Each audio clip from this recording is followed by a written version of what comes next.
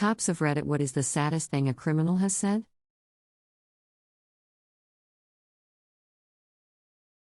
I nicked a guy for attempted murder once. I had met him before a few times, usually when he was a suspect. He just said, even now, you're still the closest thing I've got to a proper friend. Having to charge a person for a sex crime, when you investigated them as a child victim years before. His mother had that same expression of despair each time. Ex-cop. Speaking to a juvenile in the cells with a buttload of warrants for stealing cars and armed robberies, told me the only way he could get toys is if he stole them, and his parents would never help him with his homework but showed him what to say to get free McDonald's and how to avoid getting caught shoplifting. Some kids have no hope and are just going to end up in the system. I am not a police officer, but for a time I volunteered to implement self-improvement talks within a juvenile correctional facility in Mexico. In Mexico, you are considered an adult until you are 18, so everyone inside this correctional facility is under 18.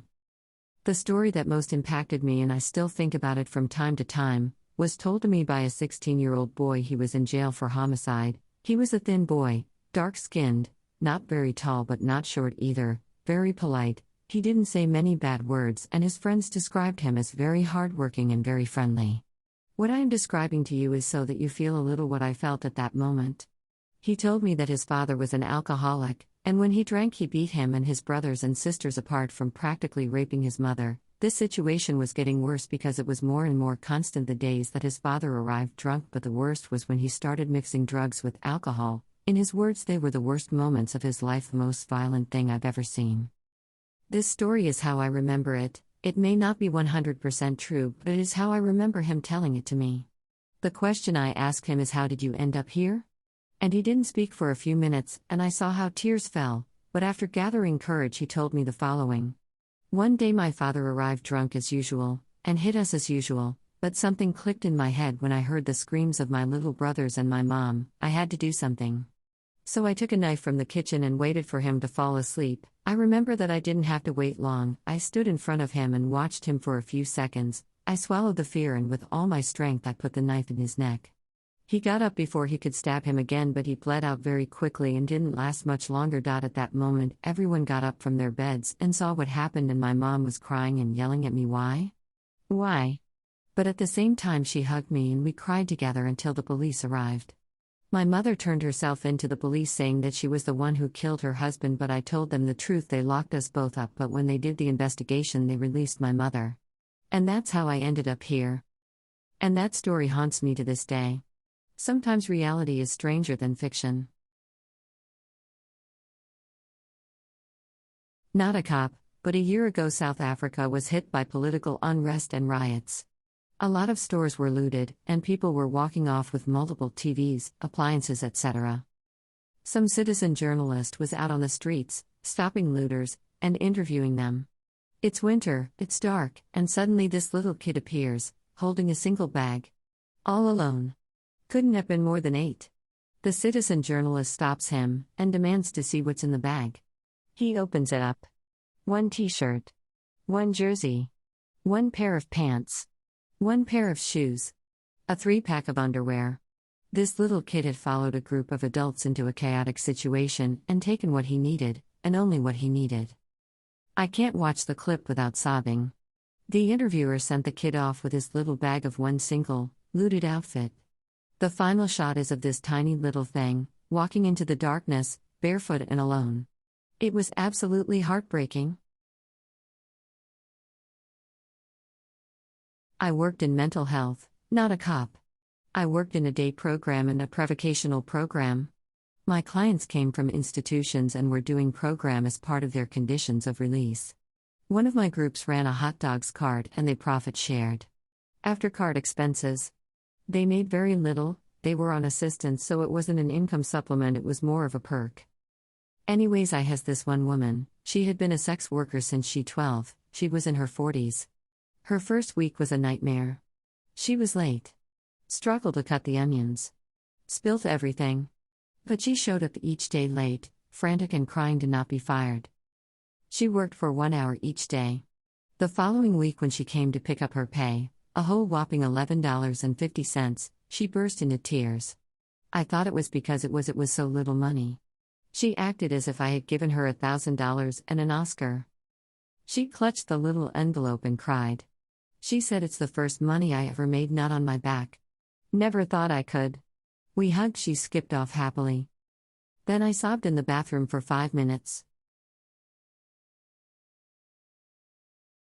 I'm in dispatch, so I don't usually hear what the suspects say, but I do hear what the victims say, especially in the moment when they're still in the heat of it. One night the phones hit hard at about 0230, and let me tell ya, nothing good happens after 2 a.m. I take one, reports of gunfire. Times are like that, and some people don't have constructive things to do other than pop off some rounds. As long as there's no property damage and loss of life, everything's good, right? I take another, same report, add it to the pile, take down their location to help triangulate. Then I take a third, barely a whisper. Nobody ever says it would be so hot. I calm her as much as I can, but shock is one hell of a drug. I get her location, let my coworkers know it's go time, and loop in EMS for life-saving instructions. She was asleep, in her bed, and caught 3 bullets in the lower torso. I think she made it, but I'm just dispatch, I don't always get closure.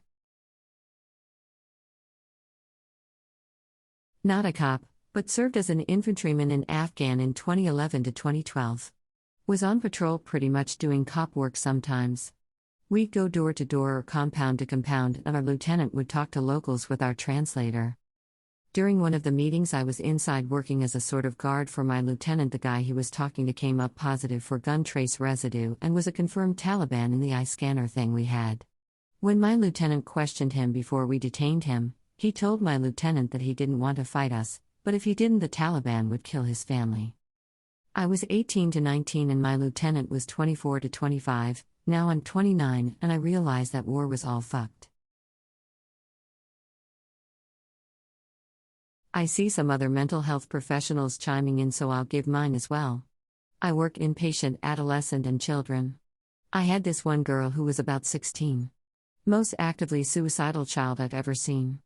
Her parents used to sell her to their drug dealers from about 2 to 3 years old. She blocked most of it out but suffered from horrible PTSD and would wake often throughout the night in full-blown panic attacks from flashback dreams. She's literally wake up screaming, trying to strangle herself with her blanket or grabbing anything in arm's reach to stab or choke herself with. Any loud noise would send her spiraling out of control. Often she didn't remember these episodes after she was medicated and calmed. She's the only patient I've ever had that required 2 sitters at all times, even when she was sleeping. She has serious physical, psychological, and developmental problems from the years of sexual, physical, and drug abuse that she endured from her parents and their scumbag dealers. The poor baby will never be able to live any semblance of a normal life outside of a mental hospital. I worked 20 years in corporate security. One of my responsibilities was internal theft investigations. I've literally completed thousands of investigations over the years. An investigation I completed in Baltimore was probably the saddest. The store had a missing deposit. Approximately $15,000 was gone. It never made it to the bank. The likely suspects were the 4 managers who all had access to the safe. So that was a good place to start.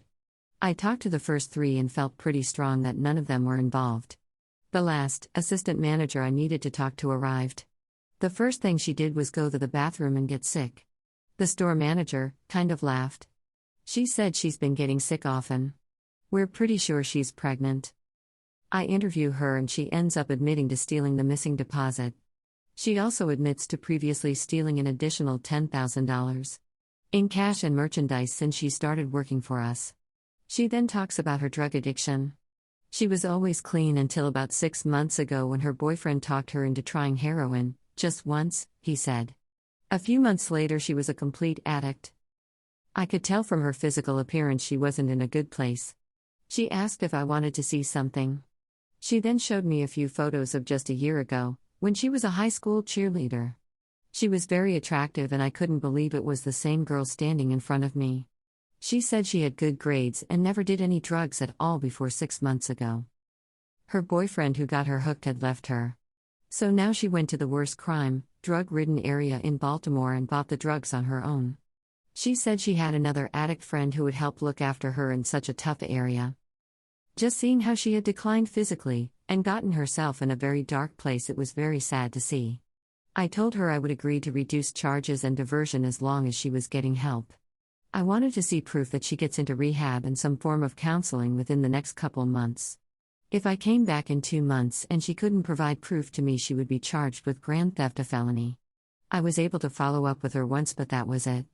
I wish I was confident she somehow was able to turn things around and get her life together. That this story has a happy ending, but I'm not. There was a young lady that we were always dealing with. Long story short, she ended up assaulting one of us during a call. As she was being booked, obviously upset, she apologized and said, "My real parents beat me, my foster parents beat me, my high school boyfriend beat me, my current boyfriend beats me, violence is all I know." It really hit me. She was so young and had probably never been treated well or with respect by anyone in her life. On top of all this, she was pregnant at the time. We ended up talking for a while. I ended up running into her a year or so later. She again apologized and seemed like she was doing well with the baby and in a better situation. Probably the only time in my career I felt like maybe I made a small difference. Not a cop, but was married to one who worked the graveyard shift. He'd get home at 7 a.m. and crawl into bed, and if I woke up, I'd ask how his night went. His precinct had the highest murder rate in our city, so he regularly saw some pretty awful things and more gut-crushing abject poverty situations than you can imagine. So it's early morning on Thanksgiving Day. He gets home, showers, crawls into bed, and I ask how work was. A bunch of teenagers got hold of a gun and were playing Russian roulette. One lost, the other teens scatter. One gets home and tells his mom, who calls the police. Cops get to the address and a sister comes to the door. The mother and sister are home but slept through the gunshot in their own apartment. They didn't believe a shooting happened and didn't want to let the cops in. They finally convince them, and the sister walks them to the back bedroom and is like, "Nothing here. See?" And opens the door to a room that is now essentially painted with her brother's brains. I can't imagine what it was like for any single human involved in this situation, the friends who witnessed it happen, the sister walking in on it, or the officers arriving at the scene having to surprise a family with the news of someone's horrific death that they slept through. Worked a case where a group of lifelong friends got into an argument, resulting in the death of one of them at a birthday. I don't think it will be surprising to anyone that a lot of folks don't typically speak with law enforcement, let alone aid in an active homicide investigation. It's something I didn't fully understand at the time, but was a starting point for me. Having conversations with the best friend of the deceased and a distant relative that was an inadvertent witness. Both had negative interactions with law enforcement in the past, and it was some of the most heartbreaking work I've ever done to build rapport, having to convince someone that you actually give a shit about their friend that was killed, and that talking about it would actually help. The whole investigation was one of the bleakest things I've ever been a part of. Just senseless violence, deserved mistrust, and a court case that was an absolute travesty. We got our man in the end, but it was fairly hollow. These men had, effectively, sent one of their lifelong friends to prison for killing another. The defense for the accused was one of the most incompetent proceedings I've ever been a part of, to the point that the defense was basically making a case for the prosecution in his closing remarks. There's just not a lot of feel-good stories in police work. For every baby taken out of a hot locked car, stop leaving your kids in cars, there were 10 homicides, odds, sexual batteries, or domes we had to pick up the pieces of. Not a cop, but while I was in a holding cell while they were running my warrants, they brought in a junkie. He was a 17-year-old kid. They asked where he was born and he said Kyrgyzstan, then told them that his 14-year-old mother left him with a family member who brought him to the U.S. He had cysts and track marks all over his arms. When they asked him why he would do that to himself, he just deadpan looked at the officers and said, "I was dead a long time ago." The look on the cops' faces was indescribable. They both looked like something died inside of them. I sat there for 2 hours before being released. All that guy did was cry the whole time. Not the saddest, but really funny.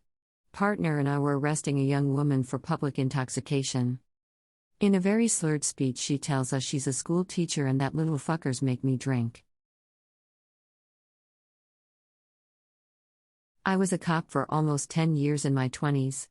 My point of view shifted a lot during that time. There wasn't a specific thing that one person said I recall, but there was a moment that made me feel more sad than any other. I was chasing a guy who had broken into an old lady's house in his neighborhood. He seemed to get a kick out of running from us. He was young and incredibly athletic, despite addiction issues, and I'm sure other health issues, and could get away almost every time if we didn't corner him indoors. He had punched a cop earlier in the night to get away from him, and we had him in an apartment in one of the local projects. I knew a fight was coming no matter what we did to de-escalate, and I was ready to scrap. Sure enough, he refused to follow any commands and tried to power through my partner and me, both wrestlers in high school and college. He kept fighting after we had him wrapped up and we absolutely demolished him. When his mother came to the hospital to check on him, I put together that he was the same kid we'd met maybe 8 years earlier. He was around 12. His parents were hammered and high, fighting in the back patio of their apartment as they did every first weekend of the month, GovCheck's weekend. He and his younger sister were inside watching some very rated R movie. We talked that night about how those two were absolutely not going to have a chance at fulfilling lives or happy families. I immediately felt sad and terrible for being so excited to fight this guy, regardless if he was asking for it or gave us a valid excuse. I never looked at him the same.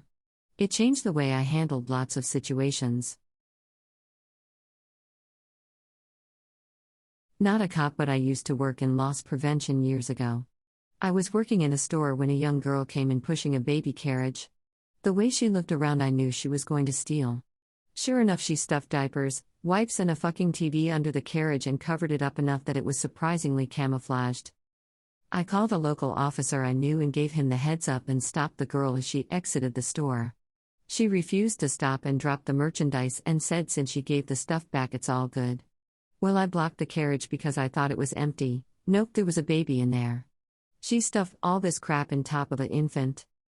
First cop gets there and we find out she is 12, the baby is a little over a year old, which means she had to be 10 when she got pregnant. Naturally, she can't grasp what the problems are because she gave the stuff back. Her grandma and aunt show up, mom is in prison, and they can't grasp it either. We got our stuff back, so what's the problem? That poor child is doomed. She has no concept of right or wrong because of the shitty upbringing, already has a child which I'm sure will get raised the same way. The cycle continues.